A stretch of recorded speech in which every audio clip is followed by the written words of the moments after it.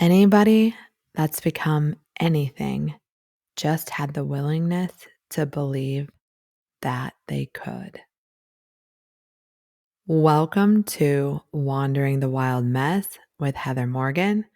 I am so happy you're here. There has been so much going on in my life that excites me, but has also been so overwhelming.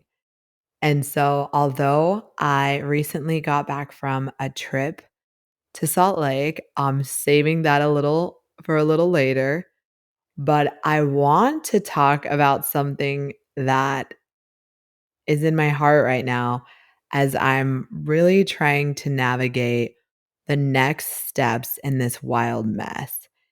And I'm so happy all are here to go on this adventure with me because I know it's going to be a whirlwind of fun and excitement and challenges and all of the things that come with just wandering the wild mess of life. But recently, as I've been doing a lot of self reflection and planning out my next steps, and crazily, as many of you probably know, like the end of the year is approaching and it feels like it's absolutely flown by. So recently, because it's cooled down a little in Tennessee, I've been picking up running again, which is something that just really something that I used to do. And it invoked like this story that I thought would be a great one to share as I'm really just kind of reflecting on still my previous life and not so much dwelling, but more like what parts of my previous life do I want to bring with me into this new one that I'm building? And I think there's parts of us that, and I talked to a friend and listener of mine, and he was talking about what he was bringing from his divorce about himself to his now life without his wife. And that's an interesting concept because I think whenever we're with anyone, whether it was a marriage, a relationship, maybe a job, there's a certain characteristics or attributes or things that you do because of your situation that aren't necessarily you, or maybe you wouldn't choose to do. And when you part from that, you're like, oh, was that me wanting to do that or was that my circumstance? So, anyhow, I'm doing a similar self reflection and thinking about what parts of my previous life do I want to continue to be part of my future life and the life that I'm building now. So, running is one of them. So, on a recent run, I'm thinking about this. And back in 2019, there was so much going on in my life and a lot of things that were completely out of my control. And if I'm honest, absolutely devastating. And I'm not ready to share those stories just yet, but it was a very challenging time in my life. And I felt like there was so much out of my control, which, as someone who had always been so in control of things, very much organized with how everything was operating in my life, it was very difficult for me to not be able to just fix or create, like, do the things I wanted to do because a lot of those things were not within my control. And that was very difficult for me. And so I had this idea that I wanted to do something that I could be in control of, that I wanted to do to kind of distract from the fact that so much was going on in my life that was out of my control. So I was like, I'm doing a half marathon. And at the time I had like ran, a handful or more of 5Ks. I'd done a few 10Ks here and there, but I was not what I would call a runner. I had ran, but I wouldn't call a runner. And I had friends that I would have considered runners, and I would never have classified myself that way. Well, I decide by myself. I mean, I'm just signing up for this half marathon and I'm going to do it. Well, little do I know, you kind of actually have to train for that. So at the time, I'm working for a large company and they have like a gym in our building and we have like a trainer and all the things. It was actually such a great time. But I had told the trainer that I was going to be running this half marathon and she was a runner. And so she was like, "Oh, great. I can give you this whole like schedule. This is what you should do." And I was like, "Perfect." Because, I'm doing this thing and I want to be successful at it. So this experienced person gave me all the steps. It was 12 weeks and I was running 5 times a week and then I would be in a good condition to be able to run this half marathon. And I realized, as I'm talking to her, I realized this is not just something like you don't just go into a half marathon and think you're going to finish 13.1 miles if you don't train at all. Apparently, some people do, and I don't think they can finish because it's just not 13.1 miles, you know, is not something you just lightly run. So I'm like, oh, great. I really actually have to like train and listen to what she's saying, or I'm not going to be successful. So she goes, "All right, well, what's the time you were thinking?" And me, I hadn't even really thought of a time. I didn't even know what a good time was. So I just said, I don't know, like under 2 hours. And she's like, "Oh yeah, that's good. That's a good goal to have." So then I look up like under 2 hours, like after our conversation, and she hands me like the 12-week program. And I'm like, I have to average like a 9-minute mile. And I just barely started running. Like I wasn't really running under 10 minutes all the time, And so I was like, wow, I'm going to really have to train. Like, I don't know. Maybe I didn't mean to say under 2 hours, but I was like, I already said it. And the stubborn competitive me was like, nope, you already told her. So we'll just figure it out as we go. So for the next 12 weeks, I took this, she actually printed it off. And this was 2019. So, and I put it on the fridge at home. And I told my ex-husband, like, I'm running this half marathon. This is when I have to run. I said, I know it's not your responsibility. Don't make me feel bad if I want to skip, but like, kind of look at me. So, anyways, I put it on the fridge. And as I'm going through the weeks, obviously it's always easier at the beginning of some goal that you have to. So now I have this goal in mind, something I can control. I already signed up for this half marathon, paid the money, told some people for accountability, told this trainer, I know she's going to ask me every time I'm at the gym. And now it's hanging on the fridge. Like, you have to do it, Heather. I pretty much set myself up to like, there's no other way. So as I'm like training, I'm crossing off the fridge and writing like my time. And the first few weeks of your just excitement, the adrenaline, like this is my goal. It's pretty easy. But as I'm getting to like week 5, I'm like, ugh, like I gotta run again. And just trying to fit in runs between like working full time and cooking dinner and like all the things. All the excuses were in my head. But having that on the fridge and looking at it every day and knowing that like low key my husband, like ex-husband knows that I said I was going to do this and I cannot complain about my life about things I can't control because I can't control them and then try to do something I can control and I'm not going to do that.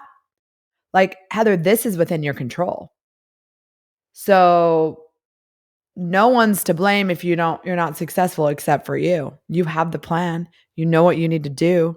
It's sitting here on the fridge. What is your excuse? So I kept doing my running and I remember nights where I was just like it was already 9:30 at night and I'm like, am I really going to go, try to get in 3 miles and I'd be like, do I have to do a treadmill run, which 3 miles on a treadmill is awful. Really any more than 2 miles is awful because it's just boring. But I would do it and I remember like coming back and I'd kind of be like marking the fridge and I could see my ex-husband in the corner of my eye kind of like doing that like I'm proud of you face without saying it. And one thing I just want to throw out there that because when I first thought about this before I'm talking about it now, thankfully, it kind of made me tear up because I realize there's people in your lives. Sometimes we want to hear things, but them showing us or seeing it in their eyes is almost, if not better, than them telling you. And I wish, I could go back in time and realize that a little bit more, that I'm thankful that I had someone cheering me on with their eyes, looking at my accomplishment and me pushing myself and knowing that they were proud. So, I'm thankful that that was my experience. So, I continue to train as I digress. I continue to train.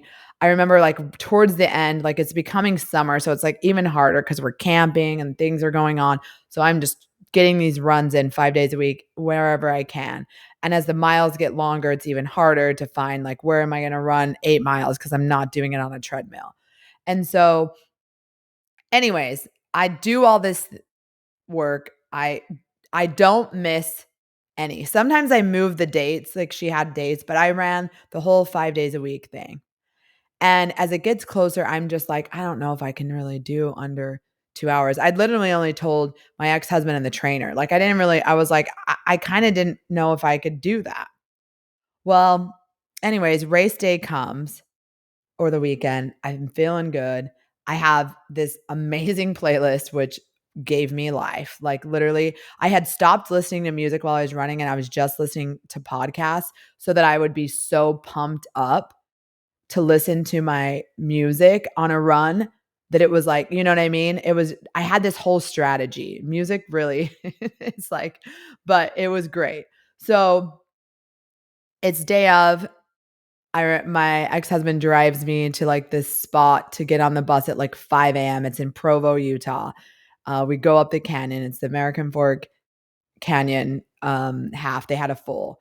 And we're going up, and I just remember, like, I didn't really feel good, and I had, like, a piece of, like, Ezekiel bread with peanut butter on it, and as I was getting on the bus, it, like, fell on the ground, and it was, like, the only thing I had to eat. And, like, I was like 2-second roll, and I, like, picked it up and ate it, and it was just, like, a morning where I was like, my stomach didn't feel good. I just ate this peanut butter bread from the pavement, and I just was like, "I don't even know what I'm doing up here."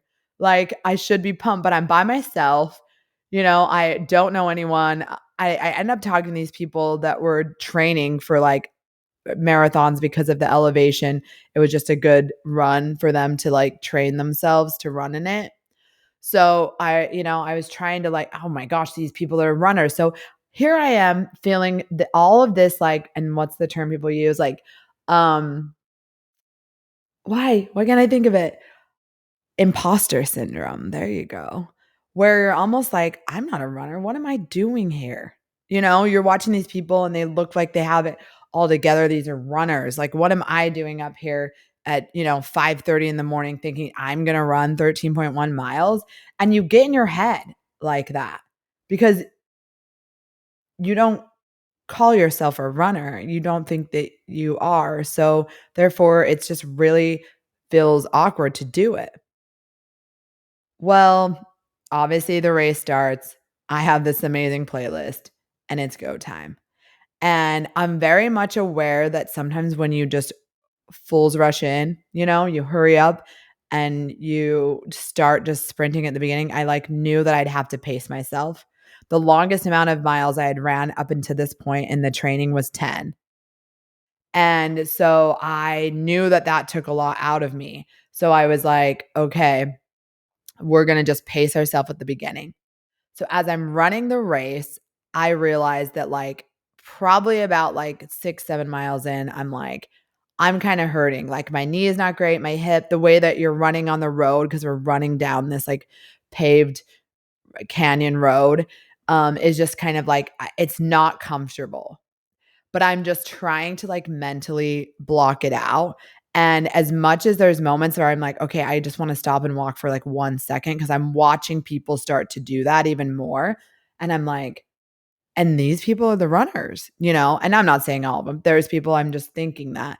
And so I'm going, okay, no, if you stop, you won't be able to pick up the momentum again, Heather. Like you have to just keep running. There's no way. Just keep running the whole time. Like don't stop. And I realized and I'm telling you this story and I'm getting there, but this is really me trying to talk about anything in life that you're doing. It's just so much more mental because there's always going to be a million times that you'll want to stop doing it because it's not comfortable. And it's like, what do you want more? To be comfortable for a short period of time and not achieve the goal? Or is your passion and drive to achieve the goal stronger? And that's like the constant decision that you're making in life and the whole time you're running this half marathon, or at least when I am. So I'm like, no, you got to keep going. If you stop, you won't be able to pick it back up. And then who knows if you'll even be able to finish. So I just keep running. So here we are at mile 10. At this point, the most I've ever ran. And I'm like, I have to run a whole other 5K. I'm exhausted. I mean, my feet hurt, my hips hurt, my knee hurts. My music is great, but I'm just like, I have to, and I've ran enough 5Ks to be like, it's gonna take a minute. Like I'm here, even if I run it at a pretty decent pace. Like so, I'm still probably like 25 minutes more of running, if that, like at least, So I'm like, oh my gosh. And that was my biggest challenge, which is crazy because I had run 10 miles thinking about it quitting a little bit, or not quitting, but walking a little bit. But once I'm almost there, I'm only a 5K away is when I'm like, oh my gosh, can I do this? But then I was like, you have to. Of course you can. Because you said you could. You told everyone you could. You made a goal, so you can. And I just kept running. So as I'm finally seeing the end, light in the tunnel, like I don't know how, it feels like a blur. I am like just super focused, but I can see my ex-husband in the corner, like thankful for him for his support in this whole thing, by the way.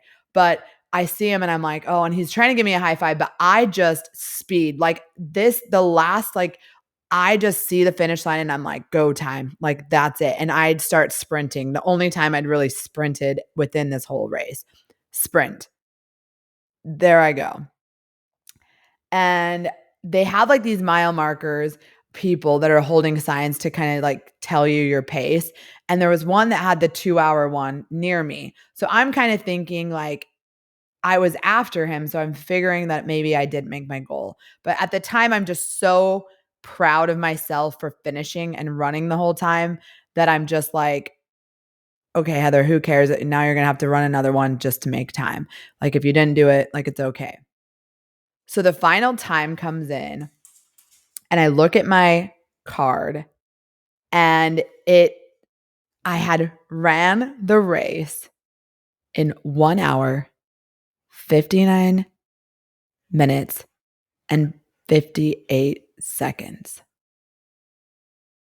That literally, that difference of me sprinting at the end allowed me to accomplish my goal of under 2 hours, and I was ecstatic.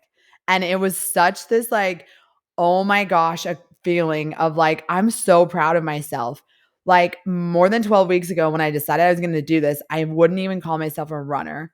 I hadn't even ran more than like a 10K and had been a while. Like I can't even believe I did this.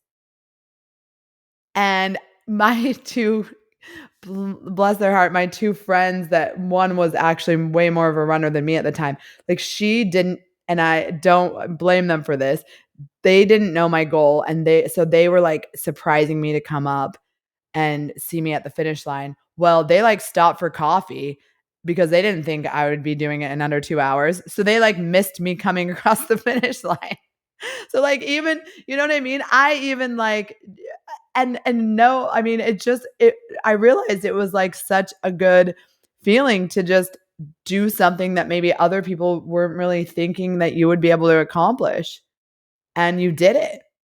You wouldn't be that fast. You wouldn't be able to make it happen. Like, not that they were looking down upon it, just that, like, your belief in yourself was more than whatever else anyone else thought, and you did it. And so, as I was on my run recently, this story came to me because I feel like in life, so many times we just don't really think we can do something for whatever reason because I'm not a runner, or I'm not good at school, or I am not the greatest at this, or I don't want to put myself out there, or I've always just been this, or whatever the excuses we make. We always do that. We put ourselves in this box like this is what I can do. But yet, is it? Or is that just what we're comfortable saying? Like, this is what I'm good at, so I'm just staying in this space. But, like, how do you know you're not good at something else if you don't try? I wasn't the most, like, runner, athletic person in that race, but I finished in under 2 hours. Because it was way more about my willingness and ability to mentally tell myself that I'm not going to quit and that that's what I'm going to do and I'm gonna make it happen. And that mental strength is pretty much unmatched. Once you know what you wanna do and you make a goal and then you get a plan on how you can accomplish it. And then once your plan set in stone, you go, okay, now I'm going to execute the plan and I'm going to stick to it even when I don't want to do it. And then you do it. And then you show up and you don't quit until you accomplish the goal.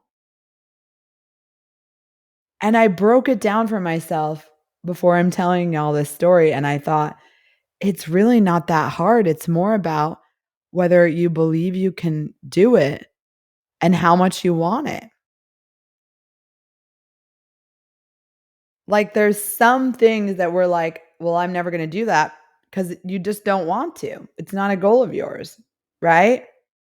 But when things cross your mind that are a goal of yours, the only thing stopping you from achieving that goal is making a plan and just doing it until it happens. And we all have different things. That's what's interesting about it, you know? And that's why I think it's so important to realize that, like, different things are placed on our hearts because we all have not everyone wants to run a half marathon. And I probably am talking about this so much, you're like, it's kind of like one of those stories where, like, if you're vegan, you'll know. If you do CrossFit, you'll know. If you went abroad during, for a semester, you'll know. Like, I probably bring it up enough, but it's something you're kind of just like, eh. But I think in life, there's just so many of those things where if it's a goal, if it's on your heart and you really want it to happen, you can. Like I said in the beginning, anybody that becomes anything, they just had the willingness to believe they could be.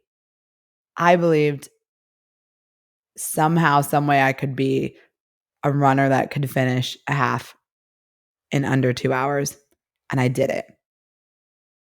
And I feel like I better bring in a song here because this song always whenever I'm thinking about my goals and my dreams, there's a song by Ashley McBryde that says, called "Girl Going Nowhere." And she has a line that says, "Took a whole lot of yes, I wills, and I don't cares." Life gives you those where you have a goal or a dream, and there's people around you that may not see you that way. They may not see you as someone that can achieve that, or they may doubt that that's achievable because in their mind, it's not achievable for them. And it's hard to quiet that noise from the outside and just go, no, I can do it, And in the song, it talks about the road you're on just winds and winds. spinning your wheels, wasting your time. And so sometimes I think when you have a dream and it seems so big, people think that's almost like a waste of your time, or you're trying to do something that like not a lot of people can achieve, and I don't know how you're going to do that, like whatever. But that noise, it's like if you truly know that anything that you really want to do, you can accomplish. Like, I absolutely believe that in myself and for anyone that believes it in themselves. But I think it's just so easy at that 10 miles, even once you've gotten that far, to quit. Or it's easier sometimes just to talk about it and not do it, to complain about it and not change, to wonder but not act. I'll tell you one last little story before I wrap this up. A dear friend of mine in Nashville, one of the first guys I met out here, and still a great friend of mine. When I decided I was going to start this podcast, I was so stoked about it and I had this whole vision. But I would talk about it. And one night after a night out in Nashville, I'm with my buddy and I'm talking about it. And he looks at me and he goes, "Heather, I don't want to hear about it again until you do it. I don't want to hear you talk about your podcast until you have it. You can do it. I know you can. Where's the website? It takes 5 seconds. Set up the website. Do the things." He believed in me and knew I could do it and I wanted to, but I wasn't taking the actions. I was just talking about it. And it was that wake up call that I needed to be like, "You're right." And even though I wasn't being negative, like, "Oh, I want to start this podcast, but I don't know how." A lot of people, there's either one or two ways. Either you just talk about something you really want to do, but then you take no action, or you talk about something you want to change, but then you take no action. So, like, "Oh, I can't change my life because of this and this and this and this." And it's like, no one wants to hear you complain about it. Either change it or let it be. And that's how he felt about my podcast. Start it or stop talking about it. And not because he didn't want to hear about it. It's because literally, like, great. So when are you going to do it? I needed that wake up call. I think we all need that. Someone to check us sometimes in life, which is the great thing about partnerships. Whether it's, a friend that's just going to call you out on your life, or, a partner in life that's going to glare over and make sure you're holding those goals that you have in your heart to yourself. You're running those miles like you want to, you want to. Just knowing they're watching you, it helps. It's a motivator because not only do you not want to let yourself down, you start realizing that you don't want to let people you care about down either. So I will end this by a really cute letter that I just received in the mail. It's short and sweet, but I want to call out my aunt because she listens to the podcast, and I needed to hear this today when I'm just on a really high of high, super motivated and excited for everything ahead.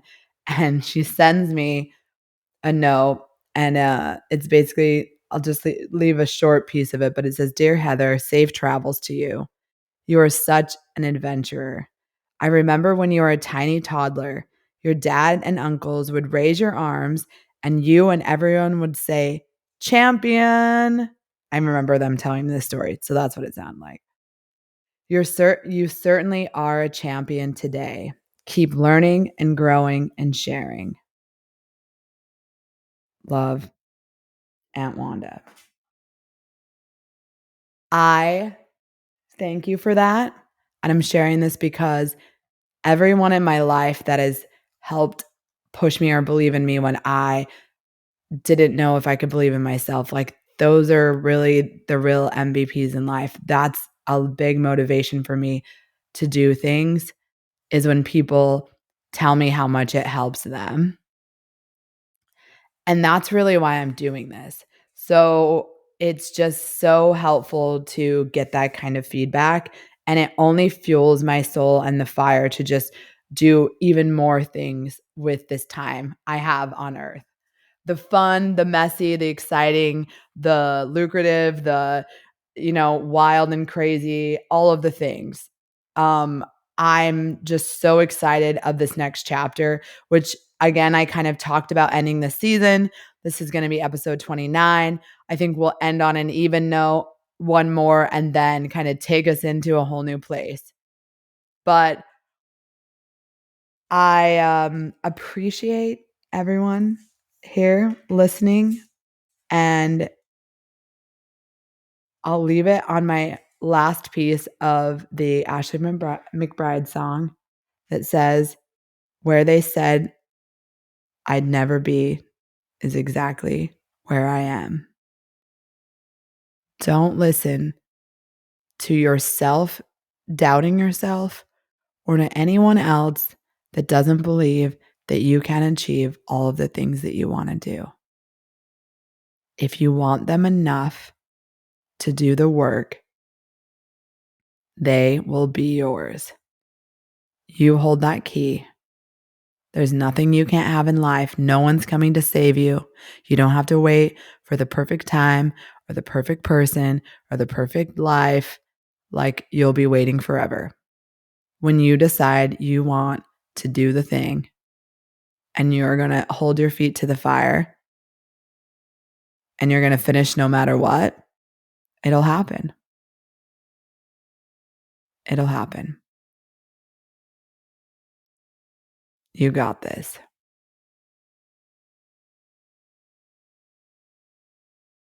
Thank you for listening to Wandering the Wild Mess with Heather Morgan. You matter.